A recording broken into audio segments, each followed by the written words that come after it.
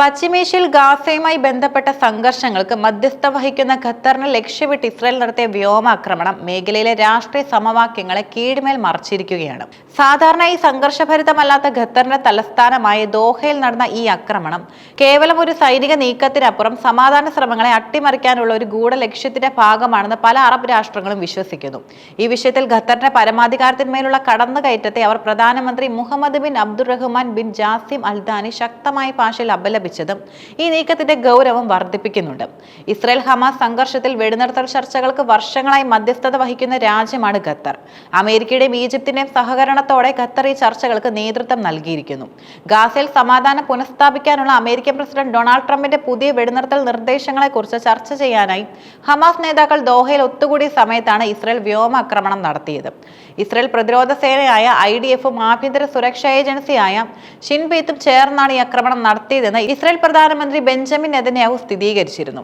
Hamas നേതാക്കളെ ലക്ഷ്യമിട്ടായിരുന്നു ഈ നീക്കമെന്നാണ് Israel അവകാശപ്പെട്ടത്.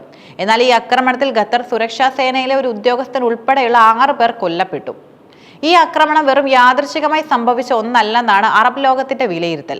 ഗാസ പ്രശ്നത്തിന് സമാധാന ശ്രമങ്ങൾ പുരോഗമിക്കുന്ന ഈ ഘട്ടത്തിൽ ചർച്ചകളെ അട്ടിമറിക്കാൻ ഇസ്രായേൽ നടത്തിയ ബോധപൂർവമായ നീക്കമാണിതെന്ന് ഖത്തർ പ്രധാനമന്ത്രി ആരോപിക്കുന്നുമുണ്ട്. ഈ ആക്രമണം ഏതെങ്കിലും ഒരു സ്ഥലത്തിന് നേരെ മാത്രമല്ല, മധ്യസ്ഥ ശ്രമങ്ങൾക്ക് മേലാണ് ഉണ്ടായിരിക്കുന്നത്, അദ്ദേഹം തുറന്നു പറഞ്ഞു.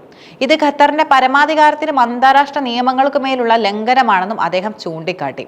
ഒരു രാജ്യത്തിന്റെ പരമാധികാരമുള്ള മണ്ണിൽ ആ രാജ്യത്തിന് അനുമതിയില്ലാതെ ആക്രമണം നടത്തുന്നത് അന്താരാഷ്ട്ര നിയമങ്ങളുടെ ലംഘനമാണ്. ഇത്തരം ഒരു ഭീരുത്വപരമായ നീക്കം ചർച്ചകൾ ഇല്ലാതാക്കാനായി ഉപകരിക്കുന്നുവെന്നും ഖത്തർ പ്രധാനമന്ത്രി തുറന്നു പറഞ്ഞു. ഇസ്രായേൽ നടത്തിയ ഈ ആക്രമണത്തെ അറബ് ഇസ്ലാമിക് ലോകം ഒറ്റക്കെട്ടായി അപലപിച്ചു. ഖത്തറിന് പിന്തുണ അറിയിച്ചുകൊണ്ട് UAE president Sheikh Mohammed bin Zayed Al Nahyan, Jordan കിരീടാവകാശി, സൗദി കിരീടാവകാശി മുഹമ്മദ് ബിൻ സൽമാൻ തുടങ്ങിയവരും രംഗത്തെത്തി. ഇത് പശ്ചിമേഷ്യയിലെ ശക്തരായ രാഷ്ട്രങ്ങൾക്കിടയിൽ ഖത്തറിനുള്ള വർദ്ധിച്ചു വരുന്ന സ്വാധീനത്തിന്റെ തെളിവാണ്. ഖത്തറിലെ ആക്രമണത്തിന്റെ പശ്ചാത്തലത്തിൽ അറബ് ഇസ്ലാമിക് രാഷ്ട്രങ്ങളുടെ അടിയന്തര ഉച്ചകോടി ദോഹയിൽ ചേരാൻ തീരുമാനിച്ചിട്ടുമുണ്ട്. ഈ ഉച്ചകോടിയിൽ ഇസ്രായേലിനെതിരെ എന്ത് നിലപാട് സ്വീകരിക്കണമെന്ന് ചർച്ച ചെയ്ത് തീരുമാനമെടുക്കും. Arab League secretary general Ahmed Aboul Gheit ആക്രമണത്തെ ഭീരുത്വവും വഞ്ചനയും എന്ന് വിശേഷിപ്പിച്ചു. അന്താരാഷ്ട്ര സമൂഹം നിഷ്ക്രിയമായി തുടർന്നാൽ ഇസ്രായേൽ കൂടുതൽ കുറ്റകൃത്യങ്ങൾ ചെയ്യുമെന്നും അദ്ദേഹം മുന്നറിയിപ്പ് നൽകി. ഇസ്രായേൽ ഒരു ക്രിമിനൽ യന്ത്രമാണെന്നും അതിനെ നിലയ്ക്ക് നിർത്തേണ്ടത് ആവശ്യമാണെന്നും Organisation of Islamic Cooperation secretary general Hussein Ibrahim Taha ആവശ്യപ്പെട്ടു. ഈ ആക്രമണം പശ്ചിമേഷ്യൻ സമാധാന ശ്രമങ്ങൾക്ക് വലിയ തിരിച്ചടിയാകാനും സാധ്യതയുണ്ട്.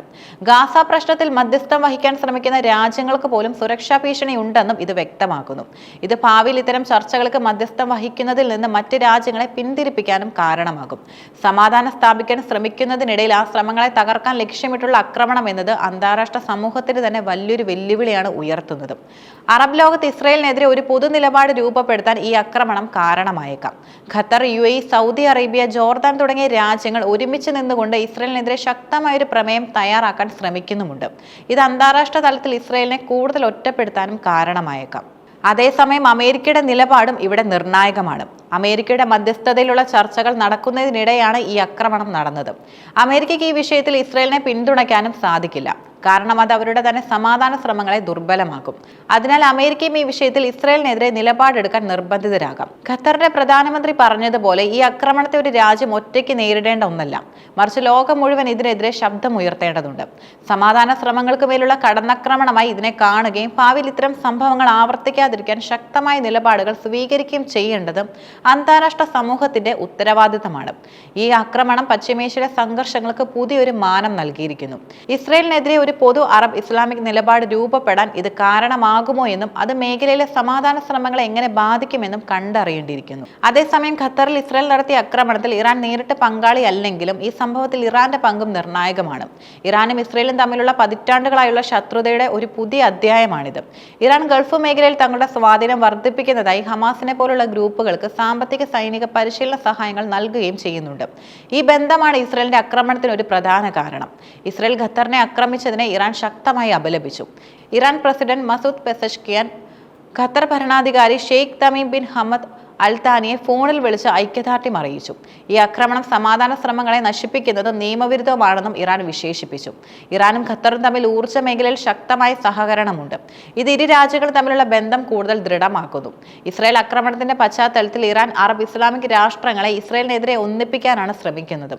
ഈ ആക്രമണം ഇറാൻ ഉയർത്തുന്ന ഭീഷണിയേക്കാൾ വലിയ ഭീഷണിയാണ് ഇസ്രായേൽ എന്ന് സ്ഥാപിക്കാൻ ഇറാൻ ശ്രമിക്കുന്നു. ഇസ്രായേലിന്റെ ഈ നീക്കത്തിലൂടെ പശ്ചിമേഷ്യയിൽ ഇസ്രായേൽ തങ്ങളുടെ ഏകപക്ഷീയമായ താൽപര്യങ്ങൾ അടിച്ചേൽപ്പിക്കാൻ ശ്രമിക്കുന്നുവെന്ന് ഇറാൻ വാദിക്കുന്നുമുണ്ട്.